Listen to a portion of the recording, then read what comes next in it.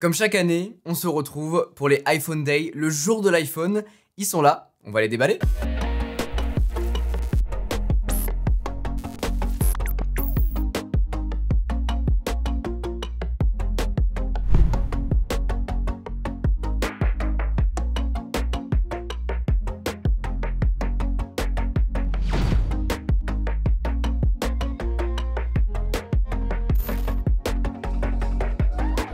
Je suis ravi de vous retrouver pour cette période que vous connaissez tous. Maintenant, chaque année, on fait ça sur la chaîne. On vous parle des nouveaux smartphones de la gamme d'Apple parce que vous savez, je les utilise énormément. C'est mon outil de travail quotidien.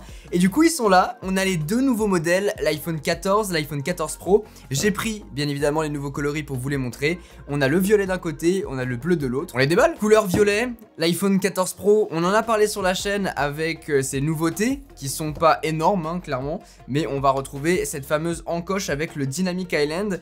Et ça, j'ai hâte de le voir. Let's go! Oh! Alors, en vrai, elle est canon. J'hésitais à prendre celle-ci ou la noire. Je suis content d'être parti sur celle-là parce qu'en fait, elle est plus noire que violet. Et franchement, elle rend trop bien. Incroyable. Par contre, la taille des objectifs. Waouh! On voit vraiment la différence. On a le 14 Pro d'un côté, on a le 13 Pro de l'autre. On voit vraiment la taille des objectifs qui est bien différente. On va tester ça bien évidemment. 48 mégapixels, c'est une des nouveautés. Après, bon, dans la boîte, on va avoir les petites notices, la pomme d'Apple et le câble USB-C vers Lightning. Je crois que c'est la première fois qu'on a ça. Ah non, on avait l'USB-C aussi. Autant pour moi! Pas de fioriture, l'essentiel. Et puis, on peut enlever ça.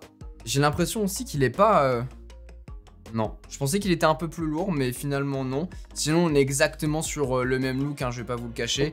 On a la petite bordure comme ça qui est shiny. On va avoir le dos en vert qui est du plus bel effet. Et sinon, ouais, non, en termes de poids, je pense que c'est globalement la même chose. Et puis esthétiquement parlant, finalement, si ce n'est le nouveau coloris, et bah on est sur la même chose. Le seul truc, bien évidemment, qui va changer, c'est devant. Ça va être l'encoche. L'encoche qui a radicalement changé. On est là sur la Dynamic Island, donc une sorte de pilule qui va s'adapter et qui va jouer en fonction de l'interface. Ça va être très stylé. Bien évidemment, on va commencer la petite configuration et puis on voit ce qu'il en est. Pendant qu'il s'active, parlons de l'iPhone 14 qui, je sais pas si vous avez suivi, mais n'a quasiment aucune nouveauté. Il est quasiment identique à l'iPhone 13 et on va en parler parce que franchement, bon, déjà que chaque année on rigole sur le fait qu'il ne faut pas acheter le dernier. Vous imaginez bien que la 14 va falloir sauter une génération comme on dit. Donc on va pas le prendre, clairement pas, mais je voulais quand même vous en parler sur la chaîne puisque malgré tout ça reste un nouveau smartphone d'Apple et on garde exactement ce même design avec ce dos qui cette fois-ci est en vert mais réfléchissant, donc on le voit, et puis là on a une bordure mate et franchement je préfère peut-être ça aux bordures qu'on a sur l'iPhone Pro. Et après c'est vraiment les goûts et les couleurs. Après on a exactement la même chose dans la boîte.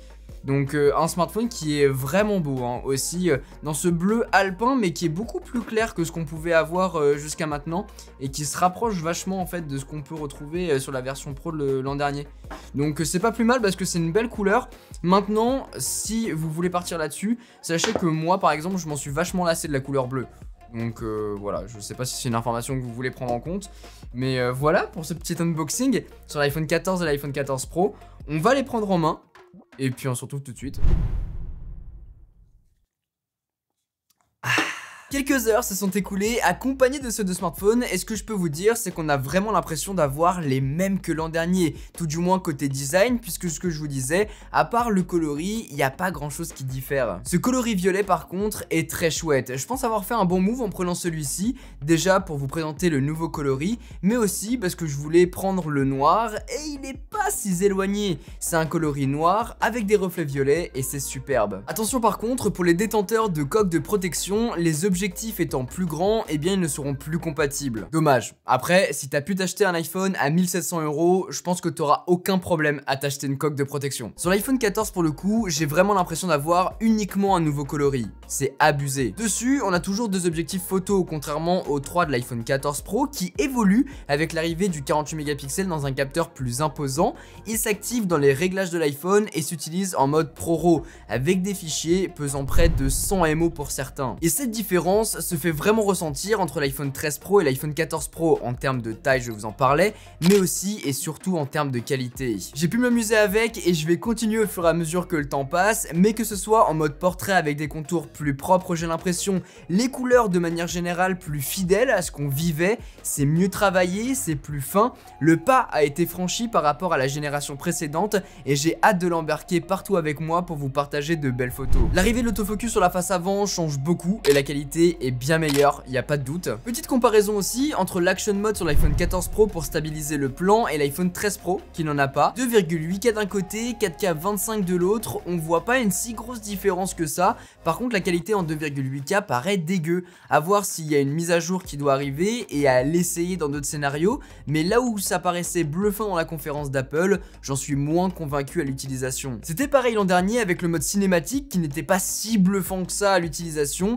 à voir après au fur et à mesure comment ça a évolué, et je trouve plus convaincant cette année. Petit mode cinématique, 4K 30 images par seconde, c'est pas dégueu sur la caméra frontale avec le mode autofocus en plus, donc c'est pas mal.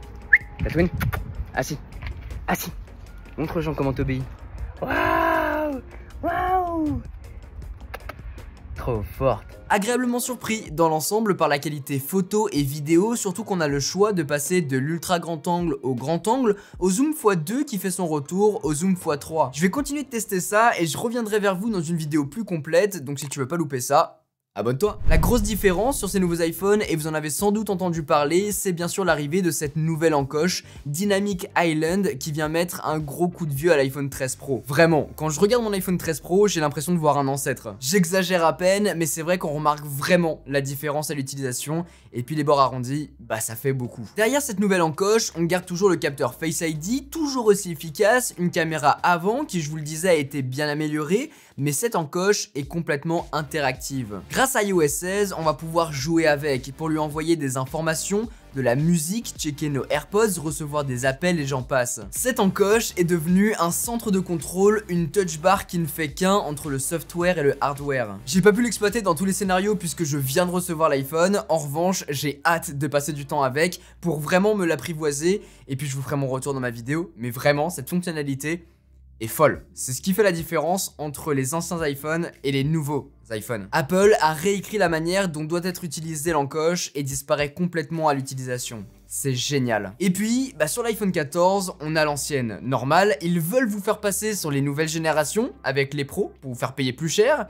Mais voilà, on a vraiment l'impression d'avoir un smartphone de l'an dernier et c'est encore plus accentué grâce à cette nouvelle encoche. C'est iOS 16 qui est installé dessus, le tout dernier système d'exploitation d'Apple dont j'ai pu vous parler il y a quelques mois. Il n'y a pas grand chose qui diffère entre les nouveaux iPhones dont le 14 Pro et les anciens. Dynamic Island bien sûr en fait partie et le Always On Display qui laisse votre écran de verrouillage en permanence allumé, en veille en quelque sorte, pour que vous puissiez checker vos notifs. On verra si ça consomme plus ou moins de batterie. De mon côté, c'est pas une fonctionnalité qui m'intéresse plus que ça, qui m'est pas indispensable non plus, donc je vais pas cracher dessus, mais c'est vrai que si jamais vous voulez pas l'utiliser, vous pouvez la désactiver. L'iPhone 14, lui, a iOS 16.